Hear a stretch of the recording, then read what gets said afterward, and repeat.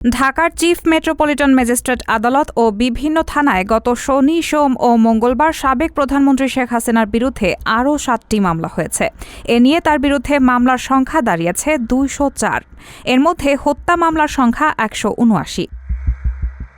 ছাত্র জনতার অভ্যুত্থানের মুখে গত ৫ আগস্ট শেখ হাসিনা প্রধানমন্ত্রীর পদ থেকে পদত্যাগ করে ভারতে চলে যান। এরপর ১৩ আগস্ট তার বিরুদ্ধে ঢাকার আদালতে প্রথম মামলা হয়। তারপর থেকে তার বিরুদ্ধে একের পর এক মামলা দায়ের হচ্ছে।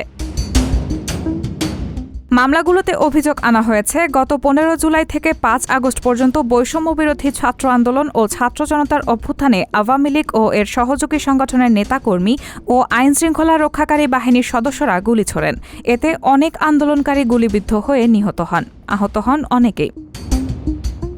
অধিকাংশ মামলায় সাবেক প্রধানমন্ত্রী শেখ হাসিনা ছাড়া তার সরকারের সাবেক মন্ত্রী, আওয়ামী লীগের নেতা, পুলিশের সাবেক আইজিপি, ডিএমপির সাবেক কমিশনার সহ পুলিশের বিভিন্ন পদমর্যাদার কর্মকর্তাকে আসামি করা হয়েছে, যার মধ্যে বিভিন্ন হত্যা মামলায় এখন পর্যন্ত সাবেক আইনমন্ত্রী আনিসুল হক, সাবেক প্রধানমন্ত্রীর বেসরকারি শিল্প ও বিনিয়োগ বিষয়ক উপদেষ্টা সালমান এফ রহমান, সাবেক তথ্য প্রযুক্তি প্রতিমন্ত্রী জুনায়েদ আহমেদ পলকসহ কয়েকজন মন্ত্রী, সংসদ সদস্য, সাংবাদিকসহ বিভিন্ন পেশার শীর্ষস্থানীয় ৩৫ জন গ্রেফতার হয়েছেন।